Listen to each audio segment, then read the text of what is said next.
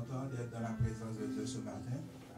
Je suis encore très content d'être en position de parler en son nom. J'espère que le Seigneur va me bénir et vous envoyer une parole. Je n'aimerais pas utiliser ma propre connaissance ou ma propre parole parce que ça ne va pas vous servir à grand chose. Mais j'espère que lui, il va me dicter sa parole et qu'on va pouvoir partager ensemble. Nous étions en train d'être bénis depuis le matin. On a vu ensemble la rédemption du peuple d'Israël et dans l'esclavage en Égypte. On a vu comment Dieu a entendu les cris de ce peuple. Il a décidé d'envoyer Moïse pour libérer son peuple. Combien d'entre vous maintenant a besoin d'une libération? Il y a juste une personne qui sent qu'elle a besoin d'une libération. Combien d'entre vous qui sent qu'il a besoin d'une libération ce matin? L'Éternel entend vos cris et il veut vous libérer ce matin.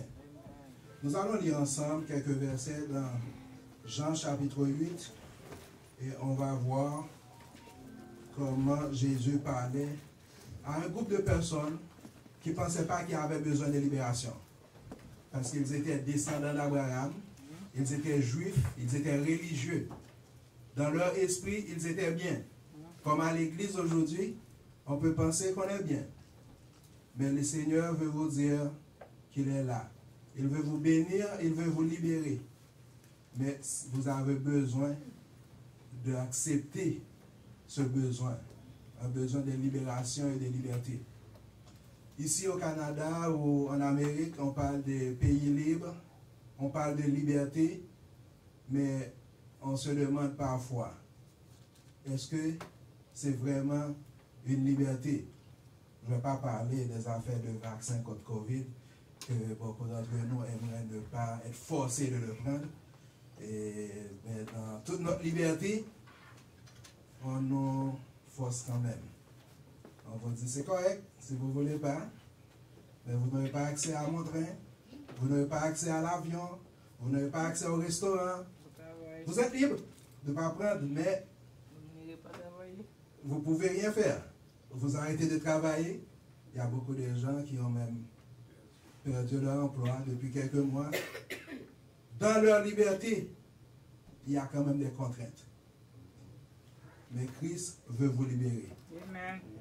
Dans ce monde, Christ veut vous libérer. Yes. Comme il a libéré le peuple d'Israël. Il est arrivé, il a envoyé Moïse pour faire sortir ce peuple dans l'esclavage. Bien que le peuple n'a pas compris, comme beaucoup d'entre nous ne peuvent pas comprendre aujourd'hui. Mais Dieu voulait une libération complète, une rédemption pour ce peuple. On a vécu, notre pays, Haïti, a vécu l'esclavage pendant plus de 300 ans. Il y a un historien qui a écrit, les esclaves subissaient l'esclavage, ils subissaient leurs conditions, mais à aucun moment ils ne l'avaient accepté. Ils attendaient un chef pour les soulever, un autre pour les soulever et un chef pour les conduire. Et le chef est apparu et on a eu la révolution. On s'est libéré de l'esclavage. La première nation noire, le premier peuple noir qui est sorti de l'esclavage, le premier peuple libre, pas dans l'Amérique, pas dans les Caraïbes, dans le monde entier. Est-ce qu'on est un pays libre aujourd'hui? Mais Dieu veut vous dire aujourd'hui, si donc le Christ vous a franchi, vous serez réellement libre. Est-ce qu'on a besoin de la liberté de Dieu ce matin? Amen. Est-ce que vous avez besoin de la liberté que Dieu offre ce matin? Dieu a offert sa paix. Jésus-Christ a dit, frère, on vient de le dire, je vous donne ma paix. Je vous donne la paix. Et puis il n'a pas dit, je ne vous la donne pas. Il dit, je ne vous donne pas. Jean 14, verset 1. Je ne vous donne pas comme le monde donne. Le monde ne donne pas la paix. Comme le monde ne peut pas donner la liberté non plus. Hein? Il dit, je vous donne ma paix. Je vous donne ma liberté. Laissez-moi lire pour vous le Jean chapitre 8. Je vais commencer à partir du verset 30 pour rentrer dans les contextes. Comme Jésus parlait ainsi, plusieurs crurent en lui. Et il dit aux Juifs qui avaient cru en lui, si vous demeurez dans ma parole, vous êtes vraiment mes disciples. Il y a une condition. Vous connaîtrez la vérité et la vérité vous affranchira. Dans la version anglaise, the truth will set you free. Ils lui répondirent, nous sommes la postérité d'Abraham et nous ne fûmes jamais esclaves de personne. Comment dis-tu, vous deviendrez libres? En vérité, je vous le dis, le répliqua Jésus. Quiconque se livre au péché est esclave du péché. Or, l'esclave ne demeure pas toujours dans la maison. Le Fils y demeure toujours. Si donc le Fils vous affranchit, vous serez réellement libre. Je sais que vous êtes la postérité d'Abraham, mais vous cherchez à me faire mourir, parce que ma parole ne pénètre pas en vous. Je dis ce que j'ai vu chez mon Père, et vous faites ce que vous avez entendu de la part de votre Père. Ils lui répondirent, notre Père, c'est Abraham. Jésus leur dit, si vous étiez enfant d'Abraham, vous feriez les œuvres d'Abraham. Mais maintenant, vous cherchez à me faire mourir. Moi qui vous ai dit la vérité que j'ai entendue de Dieu, cela, Abraham ne l'a point fait. Vous faites les œuvres de votre Père. Ils lui dirent, nous ne sommes pas des enfants illégitimes, nous avons un seul Père, Dieu. Jésus leur dit, si Dieu était votre Père, vous m'aimeriez, car c'est le Dieu que je suis sorti, que je viens. Je ne suis pas venu de moi-même, mais celui qui m'a envoyé. Si donc le Christ vous affranchit, vous serez réellement libre. Il y a juste une seule condition. Il y a une seule personne qui peut affranchir, c'est le Christ. Le Christ veut vous affranchir ce matin. Amen. Le Christ veut vous affranchir ce matin. Amen. Il y a longtemps qu'on a connu ce Christ, il y a longtemps qu'on marche avec lui. Mais parfois, on perd de vue, on perd son bon sens pour reconnaître pourquoi le Christ est là. Pourquoi même il était venu. Il était venu pour ouvrir les yeux des aveugles, pour faire marcher les boiteux, pour libérer les captifs. Dans Ésaïe, la prophétie était faite. Ce n'est pas ce que je pense, ce n'est pas ce que je veux. Mais il y avait une prophétie, ce que Dieu a toujours voulu, pour libérer les captifs. On n'est pas en prison. C'est vrai qu'on n'a pas la liberté qu'on souhaite avoir. C'est vrai qu'on ne peut pas faire ou décider ce qu'on veut. On peut être libre. On essaie de ne pas confondre la liberté et le libertinage. On veut servir un Seigneur en toute liberté. Mais on a un choix à faire. Pour le suivre, il vous a dit, je veux vous libérer pour vous rendre réellement libre, mais prenez mon joug. C'est quoi le joug de l'Éternel? Son joug est doux, mais il y a quand même un joug. J'ai dit, pour tes fardeaux, ou yo bon moins, sous fatigué, sous bouquet, mais prends fardeau pas maintenant. Pour marcher selon ma voie, d'arrêter de faire vos propres volontés, mais de me suivre, parce que je suis venu pour vous libérer. Je suis là pour vous libérer ce matin. Est-ce que vous allez écouter ma voix? C'est le Seigneur qui parle. C'est lui qui frappe à la porte. Il vous dit, je frappe et j'insiste. Si quelqu'un entend ma voix, qu'il ouvre la porte. Est-ce que vous êtes prêts à ouvrir la porte de votre cœur pour écouter le Seigneur ce matin? Est-ce que vous êtes prêts à ouvrir la porte de votre cœur pour écouter le Seigneur? Il est là, il veut vous libérer, il veut vous sauver. Alors, on a plusieurs histoires dans la Bible. Je vais prendre l'exemple de cet homme qui était enchaîné ou qui était possédé par les démons. On a dit dans Marc chapitre 4, il était dans des situations tellement graves. Marc chapitre 5. Sa situation était grave, personne ne pouvait l'attacher, même les chaînes, quand on le mettait, j'imagine 10 hommes solides qui attachent cet homme, qu'on l'a mis en chaîne, dans des sceptres, mais il peut rompre toutes ces chaînes parce que les démons étaient forts. Il a voulu un changement un jour. Et pendant que Jésus était en train d'arriver, on a dit qu'il habitait dans les cimetières. Et il a couru pour demander de l'aide. On peut voir sa question à Jésus n'était pas une question gentille. Il a dit, qu'est-ce qu'il y a entre moi et toi? Pourquoi tu viens me déranger? Mais il cherchait de l'aide. Il savait qu'il n'y a personne. On a dit que personne. Ça ne date pas d'hier, ça ne date pas d'un mois. Il a toujours été tourmenté par ces démons. Mais Jésus passait. Jésus est en train de passer ce matin. On doit crier, Jésus, aie pitié de moi ce matin parce que je me sens pris dans les chaînes. J'ai besoin de cette liberté. J'ai besoin de cet affranchissement pour marcher pour toi, Seigneur. C'est quoi tes chaînes ce matin? C'est quoi le mauvais esprit qui nous enveloppe ce matin? C'est quoi la faiblesse qui nous pousse ce matin? Pourquoi devons-nous crier, Seigneur, aie pitié de moi? Ça fait trop longtemps qu'on est à l'église. On ne peut pas penser qu'on a des mauvais esprits. Ça fait trop longtemps qu'on prie, qu'on adore, qu'on saute, qu'on a l'esprit même. Mais le Seigneur, il a dit à ces gens, si vous étiez vraiment des enfants d'Abraham, vous auriez fait les œuvres d'Abraham. À tous ceux qui l'ont reçu, à ceux qui croient en son nom, elle a donné le pouvoir de devenir enfant de Dieu. Quand on parle à gens dehors, ils disent, mais moi aussi je suis un fils de Dieu. Moi aussi, qu'est-ce que tu penses? Ils ne comprennent même pas. C'est quoi? La vérité même. On a besoin de comprendre la vérité pour nous affranchir, pour nous rendre libres. Le Christ a dit, vous allez comprendre la vérité et la vérité vous rendra libre. Ou, si donc le Christ vous affranchit, je ne suis pas un prof de grammaire, c'est pasteur, le professeur, mais on va voir, il y a un présent et un futur. Vous êtes tous affranchis. Maintenant, c'est le temps d'être réellement libre. Le processus de cette liberté, le processus de la perfection, ça prend du temps. Vous êtes affranchis parce que vous avez accepté le Christ. Nous sommes affranchis parce qu'on vient à l'église, parce qu'on prie, parce qu'on écoute la parole. Mais on a besoin de devenir libre. Il y a une seule personne. Celui qui était digne d'ouvrir le seau, qui était digne d'offrir son sang. Quand le Seigneur a cherché, qui donc je pourrais envoyer, il y avait juste une seule. Cette personne-là. Il vous a affranchi. Il vous a affranchi maintenant, il veut vous rendre libre.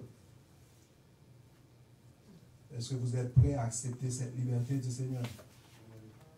Est-ce que nous sommes prêts à accepter cette liberté?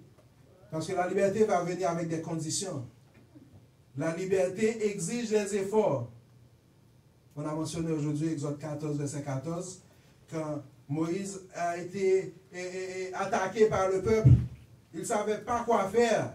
Le peuple perdait patience. Et Moïse a dit au peuple, gardez le silence et Christ va combattre pour vous. Je ne vais pas ajouter aucun verset, mais j'imagine qu'il y a une autre partie, quelque part, que Moïse est allé parler au Seigneur pour dire, le peuple va me tuer, tu dois faire quelque chose. Seigneur, tu dois faire quelque chose. Moïse était en train de crier. Et dans le verset 15, on ne le lit pas toujours. On dit, garde le silence, le Seigneur va combattre pour toi. Mais dans le verset 15, qu'est-ce qu'il a dit? Je vais lire, comme ça vous pensez. Ce n'est pas ma parole, mais c'est dans la Bible. Ce n'est même pas ma Bible, c'est la Bible du pasteur. Il a dit, l'Éternel dit à Moïse, pourquoi ces cris parlent aux enfants d'Israël et qu'ils marchent? Dans une autre version, il a dit, pourquoi tu m'appelles maintenant? On peut penser ici, pourquoi ces cris du peuple? Des cris inutiles dans ta version, pasteur? Pourquoi ces cris parlent aux enfants d'Israël? C'est vrai, le Seigneur va combattre, mais le peuple doit marcher. Parle aux enfants d'Israël et qu'ils marchent. On a besoin de marcher. Marcher dans la parole de Dieu, marcher selon sa voie, marcher dans ses commandements.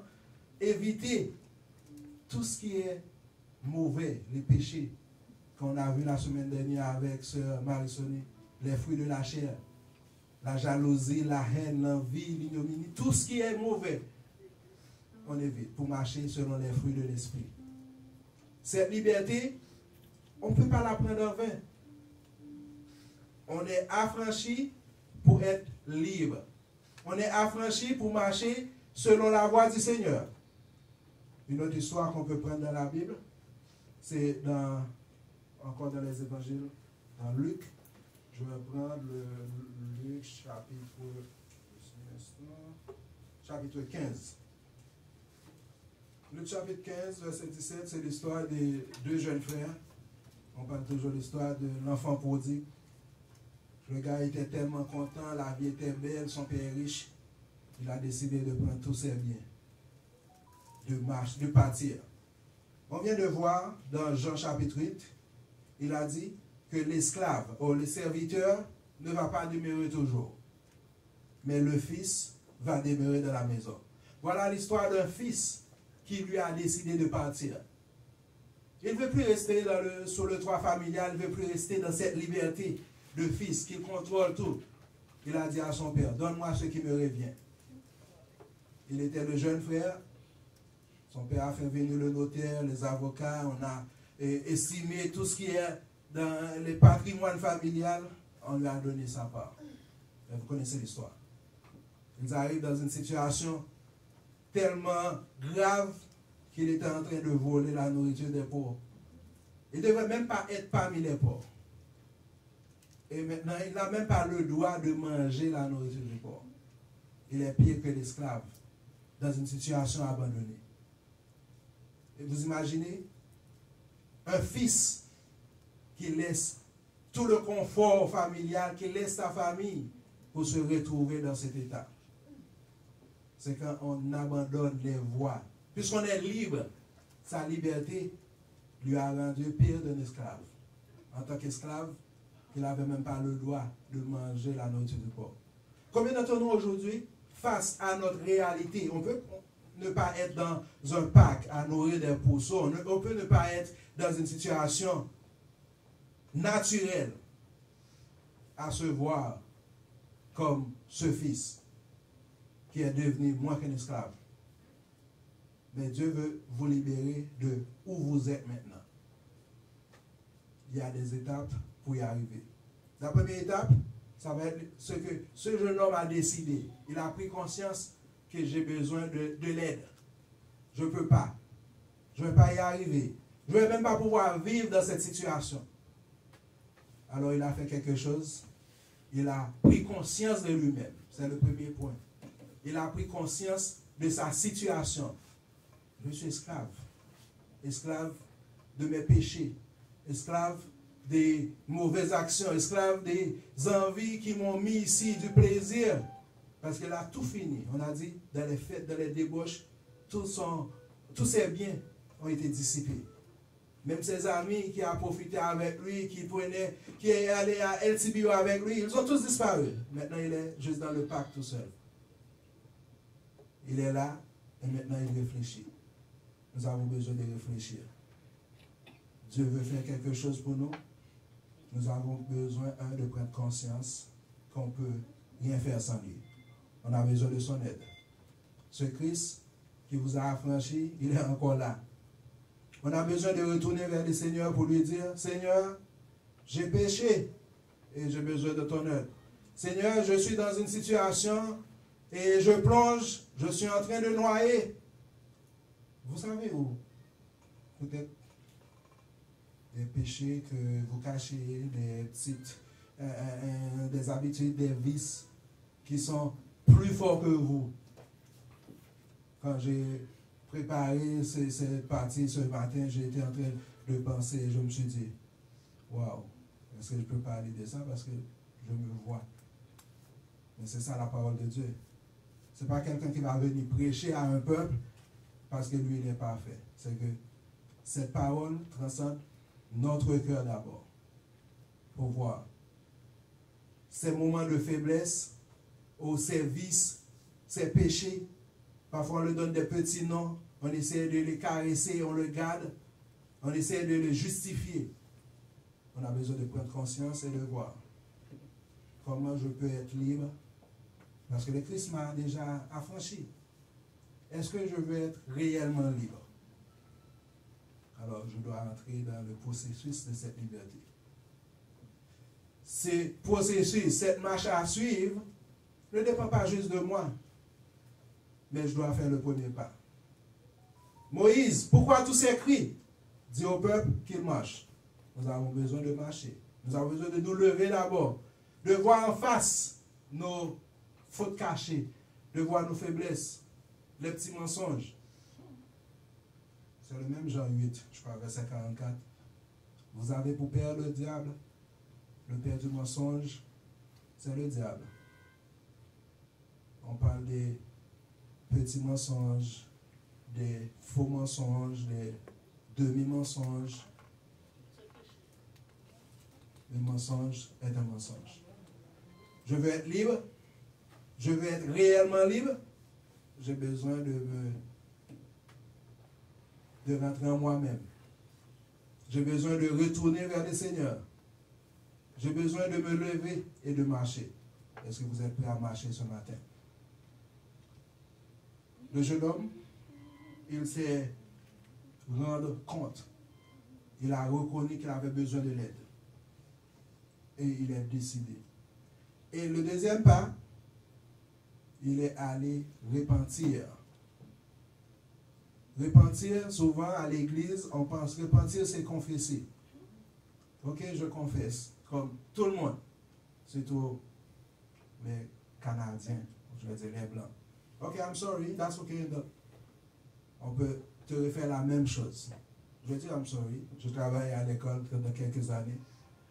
Le jeune qui frappe un autre, je dis pardon, moi je dis pardon, mais il peut le frapper 3 minutes après. Ou les plus petits, ils vont même mordre. Mais je dis pardon, I'm sorry. Il va le faire. Il n'a jamais repenti. C'est vrai, c'est des enfants. Mais nous ne sommes plus des enfants, n'est-ce pas? Nous sommes devenus enfants de Dieu, nous ne sommes pas devenus des enfants. Nous avons été adoptés. Mais nous avons grandi comme des hommes. Pour savoir, non seulement confesser, mais repentir. Le processus de la repentance. On évite de confesser comme ils font dans des églises catholiques, aller voir le prêtre, un pécheur comme eux autres, au pire, pour dire, j'ai péché, voilà ce que j'ai fait, et le Père va te dire, je te pardonne mon fils. Il n'y a personne qui peut pardonner que Christ. Comme il n'y a personne qui peut vous affranchir que Christ. Mais on a besoin non seulement de confesser à Dieu, mais de confesser à nos frères et sœurs aussi. Le jeune homme est arrivé à la maison. Je ne vais pas le juger, mais je vais dire, il a fait une petite erreur. On va arriver là. Il a parlé à son père pour dire, j'ai péché contre le ciel, j'ai péché contre toi. Parce que le père a souffert son départ. Il a dû séparer les biens pour voir mon fils, mon jeune fils. J'avais juste les deux. Maintenant, il nous a laissés. C'est comme un enfant qui est mort. Je ne sais pas si vous êtes au courant d'un décès ou d'un meurtre d'un jeune homme d'ici d'Ottawa qu'on a tiré à Kingston la semaine dernière. Je connais sa maman. Je n'ai même pas le courage de la voir. Parce que quand on parle, je dis, wow, imaginez, je suis en face pour voir un jeune homme de 20 ans. Sa mère est aussi jeune, je crois. Elle va avoir 40 ans. Elle vient d'avoir 40 ans. Imaginez vos parents ici. Il n'est pas mort, mais c'est comme s'il était mort. Le jeune a décidé de partir juste pour aller. C'est la même chose. Quand Christ parle, il parle de lui comme un père. Il nous dit, qui est ce papa qui a un petit lit qui m'a donné un pain pour le ballon roche?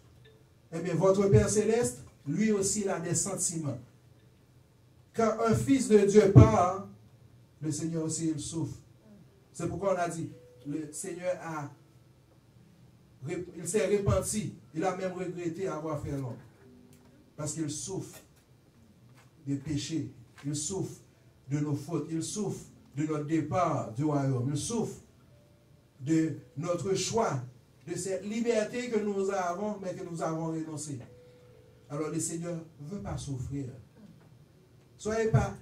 Ne soyons pas celui qui va faire souffrir notre Père Céleste.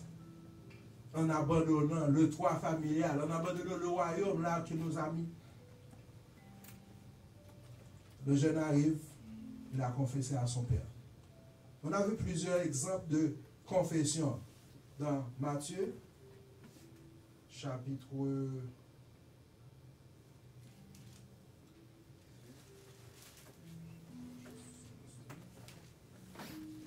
verset 18. Ou bien Jacques 5, verset 16 d'abord. Je cherche le verset après. Jacques 5, verset 16. Pourquoi on a besoin?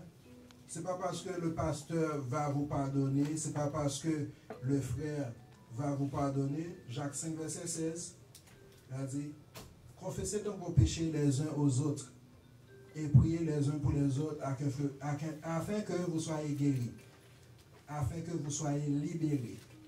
Cette guérison, c'est la liberté. Cette plaie que nous avons, c'est cette souffrance ou cette faiblesse que nous traînons avec nous. En business, on parle de accountability partner, I don't know comment dire ça en français. Quelqu'un qui va vous tenir.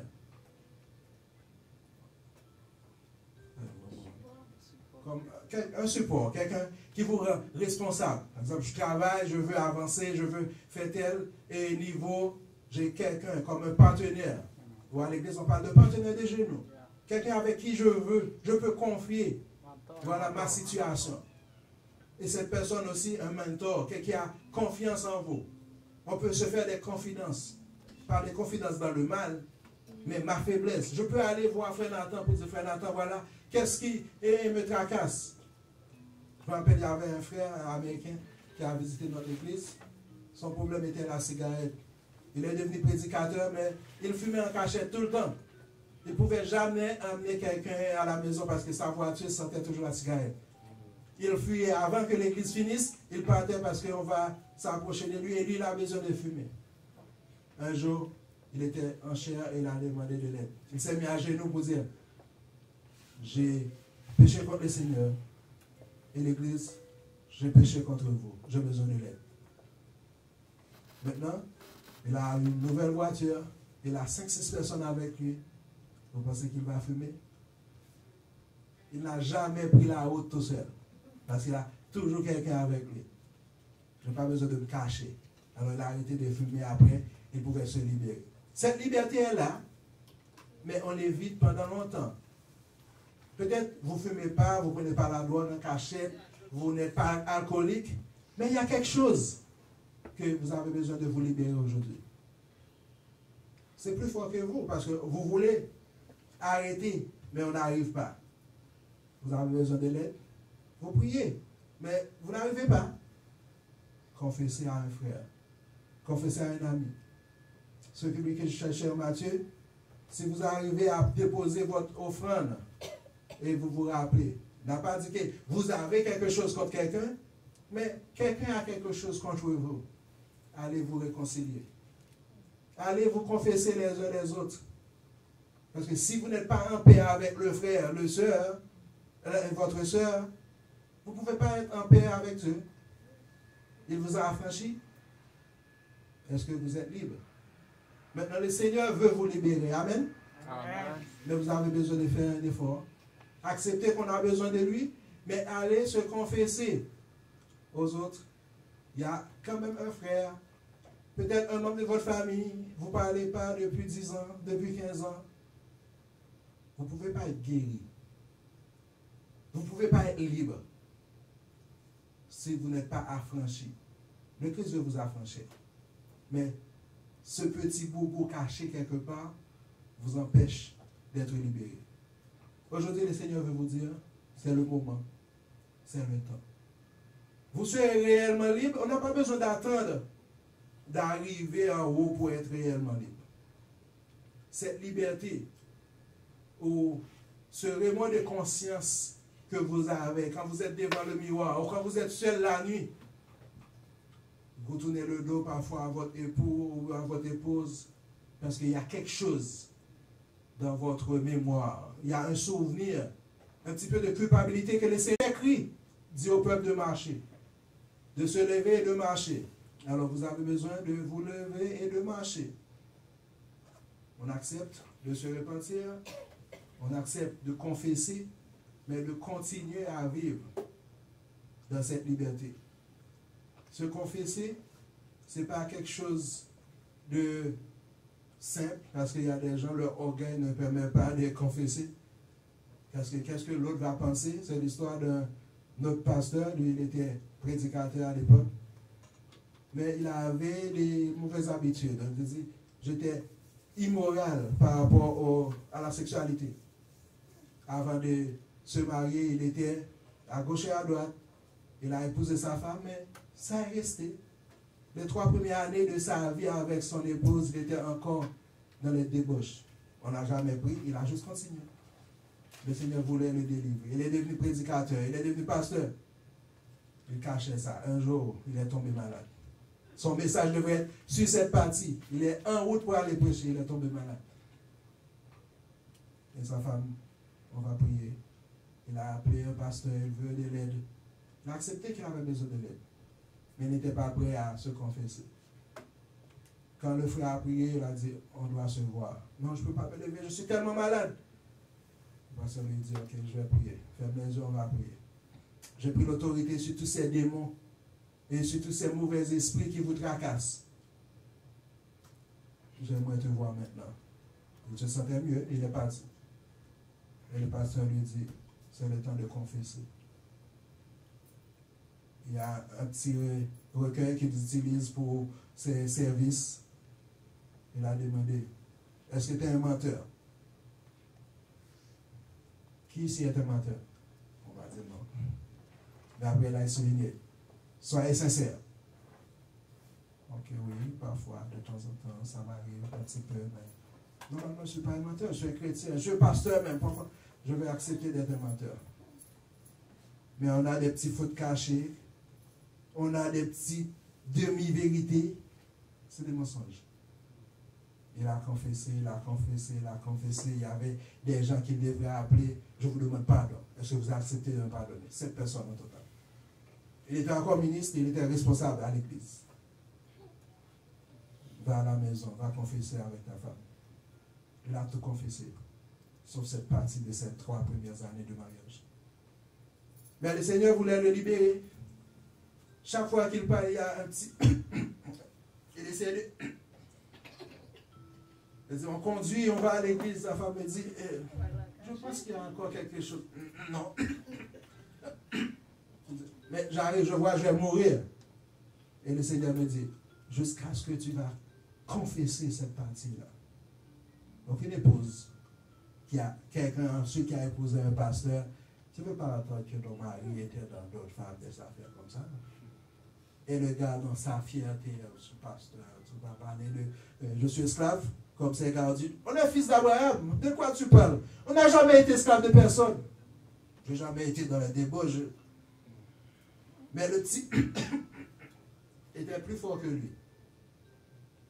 Il a dit, Seigneur, si c'est vrai, tu veux que je dise ça à elle, qu'elle me demande encore, il y a quelque chose.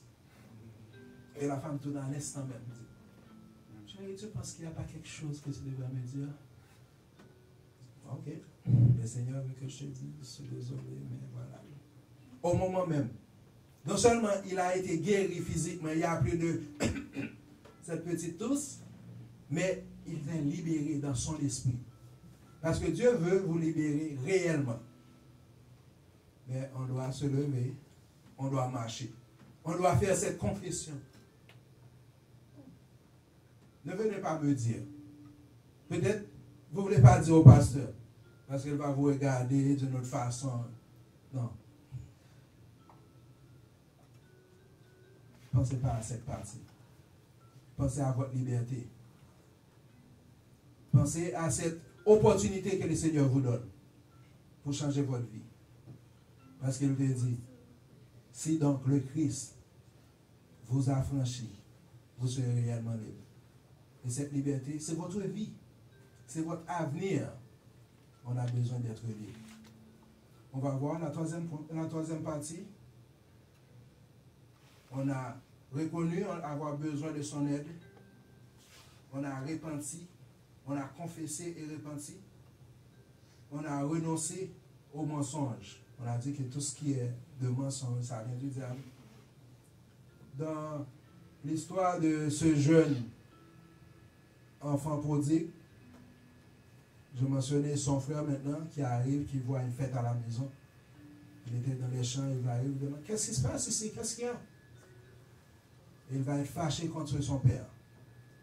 Vous pensez qu'il était dans la maison, qu'il était libre? Non, il n'était pas libre. Et c'est un petit point que vous autres qui êtes parents, vous connaissez. Est-ce qu'il y a un parent ici, comme je marie au pasteur, parce qu'ils sont pasteurs, ça fait longtemps. Vous avez des enfants parfaits qui n'ont jamais fait rien de désordre, rien du tout. Ou quelqu'un qui est musicien, vos enfants sont parfaits. Voilà le jeune qui arrive, qui dit, oh père, j'étais là avec vous toute ma vie, j'ai jamais rien fait de mal. Lui, il était parfait. Il a menti parce qu'il y avait un seul homme parfait, Jésus-Christ. Il dit au Père, jamais j'ai péché, j'ai jamais rien fait contre toi. Celui-là qui a abandonné la maison, qui est parti avec nos biens, il a dissipé. Il va encore mentir. Il a dit à son Père, tu ne m'as jamais donné même un mouton. Qu'est-ce qu'on a vu tantôt? Le Père a réparti les biens. Il était le premier-né, il a eu 2 tiers. L'autre a eu juste 1 tiers. Avec ces 2 tiers, il se plaignait. Combien d'entre nous qui se plaignent encore? Cette liberté que Dieu veut nous donner avec tout le royaume. Je vous ai pris, je vous ai mis dans mon royaume. Je veux créer une nouvelle famille, un nouveau peuple. Un peuple qui porte mon nom. Mais on a encore des reproches au Seigneur. Mais qu'est-ce que le Seigneur a dit? Qu'est-ce que le Père a dit? Il dit, tu es toujours avec moi. Tout ce qui est à moi est à toi. C'est ça, Dieu nous dit aussi. Il n'a pas dit, je suis toujours avec toi. Hein? Parce qu'on a le choix. L'autre frère était là, mais il est parti. Dieu veut vous dire, si vous restez avec lui, tout ce qui est à lui est à vous aussi. Vous êtes toujours avec moi, tout ce qui est à moi est à vous. Si vous partez, comme le gars était parti, on a vu qu'il n'a même pas eu le droit de manger la nourriture du poisson. C'est des choix que nous faisons. C'est des choix que les autres font pour laisser le bonheur, pour laisser le royaume et aller ailleurs, pensant que ça va être mieux. On a besoin de renoncer à ça et de recevoir le cadeau du Père. C'est quoi le cadeau du Père? Il nous a dit, portez le manteau de la justice, la robe de la justice. Il nous a donné la nom de vérité, de l'autorité. On a vu l'histoire de Joseph, quand Pharaon l'a établi sur son peuple. Il lui a donné son propre anneau. C'est-à-dire, tu es la 2e personne de toute Égypte. Tout ce qui va se passer, si tu ne signes pas, il n'y a pas de ministre, il n'y a pas de chef qui peut exécuter aucun ordre. Il a donné son autorité. Comme Dieu nous a donné son autorité aujourd'hui. Il a dit, vous marchez sur le scorpion, sur le serpent, vous marchez, vous avez l'autorité. J'ai besoin de cette autorité pour être libre. La semaine dernière, on a aussi parlé du Saint-Esprit, qu'il vous a donné le Saint-Esprit. Je vais vous envoyer cette puissance, le Saint-Esprit qui va survenir sur vous, et vous serez mes témoins. Il nous a donné cette puissance. On a entendu ça ce matin. Vous marchez sur le lionceau, vous marchez sur l'aspic. On ne va pas trouver des petits lions dans la rue, mais les esprits qui paraissent plus forts que nous, ceux qui nous font peur, on a l'autorité de marcher sur eux. Vous imaginez déjà à l'église qui ont peur du noir, qui ont peur des mauvaises nouvelles, qui ont peur du Covid, qui ont peur de tout les liens. Aucun malheur ne t'arrivera, aucun fléau n'approchera de ta tente. Parce que j'ordonnerai à mes anges de te garder dans toutes tes voies. Je vous ai donné l'autorité pour atteindre votre liberté. Pour être libre, pour être réellement libre. Est-ce que vous êtes prêt à être réellement libre? Est-ce que vous attendez cette liberté ou est-ce que vous allez travailler? Ce n'est pas que vos œuvres peuvent vous sauver, mais le Seigneur vous a sauvé. Mais il veut vous donner l'autorité parfaite. Il veut vous donner cette puissance, les souliers de la puissance, le zèle que donne l'Évangile. Vous avez été affranchis. pour vous libérer. Cette liberté que Dieu a pour vous, ne la prenez pas pour... Ne la laissez pas, ne la méprisez pas. Il l'a payé à un grand prix. Le sang de Jésus, son Fils, celui qui était digne, celui qui était sans faute et sans péché. Le sang innocent versé pour vous donner cette autorité, pour vous donner cette liberté. C'est le moment de rentrer en nous-mêmes, d'accepter, de travailler pour cette liberté. C'est le moment de réfléchir et de voir où j'ai péché. Qu'est-ce que je cache actuellement? C'est quoi les faiblesses? C'est quoi le petit secret que je peux partager à personne? Ni mes enfants, ni mes parents. Personne peut être au courant de ça parce que ça va m'avilir. C'est quoi le petit point caché, le petit point noir qui vous fait peur quand vous ne pouvez pas dormir la nuit ou quand vous êtes en face du miroir? Vous voulez vous libérer. Vous avez le libérateur. Si donc le Christ vous a franchi, vous serez réellement libre. Que le Seigneur vous bénisse. Amen. Merci Seigneur. Merci Jésus. Merci Seigneur.